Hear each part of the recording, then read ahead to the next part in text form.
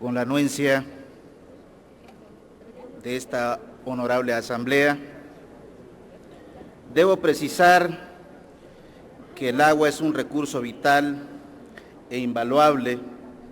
Sin embargo, abrir la llave del agua no es tan habitual, que se nos olvida que antes de llegar a nuestra casa, centro de trabajo, escuela, tuvo que ser captada, tratada y entubada. Se gasta mucho dinero para potabilizar el agua, que es generalmente empleada para usos no alimentarios, como el riego de jardines, parques, el lavado de automóviles y de banquetas, para la limpieza de los hogares y para usos sanitarios. Por ejemplo, para que el agua llegue a los hogares duranguenses, se utilizan 43 millones de pesos al año, solo por el concepto de pago de energía eléctrica. Otro ejemplo más, el pago por el mantenimiento del sistema Cuxamala, fue poco más de 2,000 millones de pesos en este 2012 y que se tiene proyectado para el 2013 un gasto por 3,500 millones de pesos, porque hay que recordar que entre 30 y 50% del agua para abastecimiento público se pierde en fugas. Por otra parte, es conveniente señalar que existe una sobreexplotación de los mantos acuíferos del país, particularmente en 10 entidades de la República, como lo es Baja California, Coahuila, Chihuahua, Distrito Federal, Estado de México, Guanajuato, Querétaro, Michoacán, Sinaloa, Sonora. Según cifras de la Comisión Nacional del Agua, el agua subterránea provee a 2 millones de hectáreas, la tercera parte de la superficie total bajo riego, suministra casi 75% del volumen para uso público urbano de las ciudades, donde se concentran unos 55 millones de habitantes, abastece a la mayoría de las instalaciones industriales y satisface casi la totalidad de la demanda del agua de la población rural.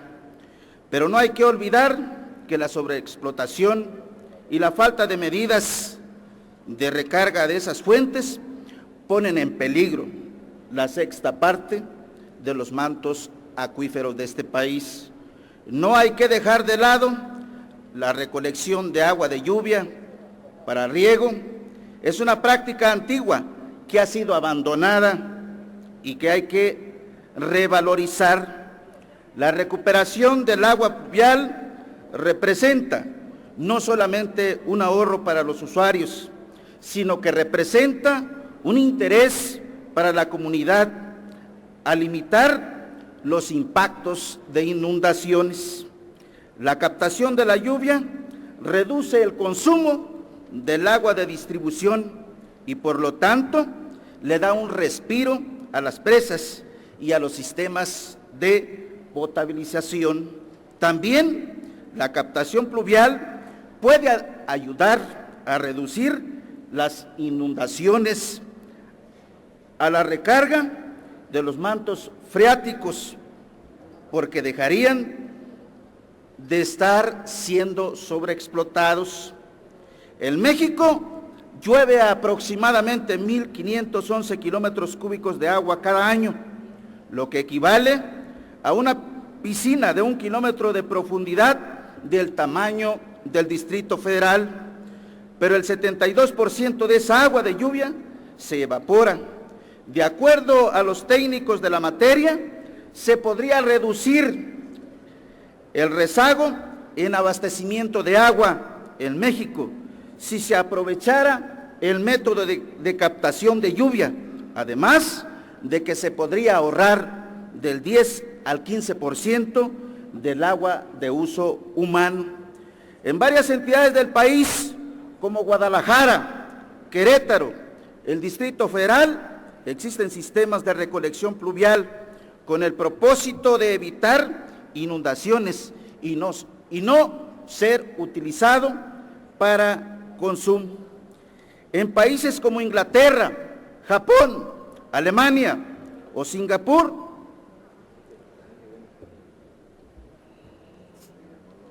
el agua de lluvia se aprovecha en edificios que cuentan con el sistema de recolección para después utilizarla en los baños o en el combate a incendios, lo cual representa un ahorro del 15% de ese recurso. En la India se utiliza principalmente para riego. En Bangladesh se detuvo la intoxicación por arsenio con la utilización de sistemas de captación de agua de lluvia para uso doméstico. En España, las Islas Vírgenes, Islas Caicos, Turcos, Tailandia, Singapur, Inglaterra, Estados Unidos y Japón, entre otros, existe un marco legal normativo que obliga a la captación de agua de lluvia de los techos. Con la aprobación de este dictamen, se propone que los edificios que albergan alguna dependencia de la Administración Pública Federal cuenten con un sistema de captación de agua de lluvia que consiste en filtrar el agua de lluvia captada en una superficie determinada y almacenarla en un depósito o tinacos. Después, el agua tratada se distribuirá a través de un circuito hidráulico independiente de la red de agua potable que servirá para el consumo sanitario de dichos inmuebles. De igual manera, labores de limpieza de pisos, ventanas, el riego de jardines, árboles de ornato, entre otras cosas. Ahora bien, para el cumplimiento de esta medida, las dependencias de la Administración Pública Federal, el Poder Legislativo Federal, el Poder Judicial de la Federación, tendrán un plazo no mayor de 365 días naturales para llevar a cabo la instalación del sistema de captación de agua pluvial a que se refiere el dictamen en discusión. Al día de hoy hay varias dependencias en este país que cuentan con sistemas que aquí se han mencionado, como lo es el Senado de la República, la Semarnat, el Instituto Nacional de Ecología, entre otros.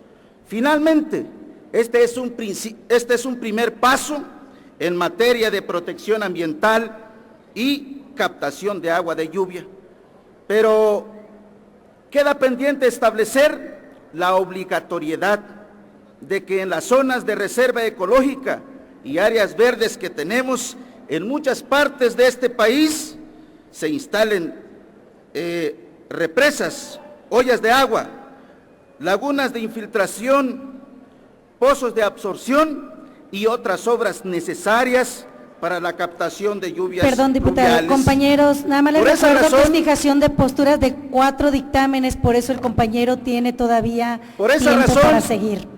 Adelante, diputado. La fracción parlamentaria del PRD votará a favor del dictamen aquí presentado, y decirles que solamente hice referencia al numeral que tiene que ver, el numeral 17 de la Ley General de Equilibrio Ecológico y Protección. Así es que, muchísimas gracias. Insisto, la votación de nuestra fracción será a favor.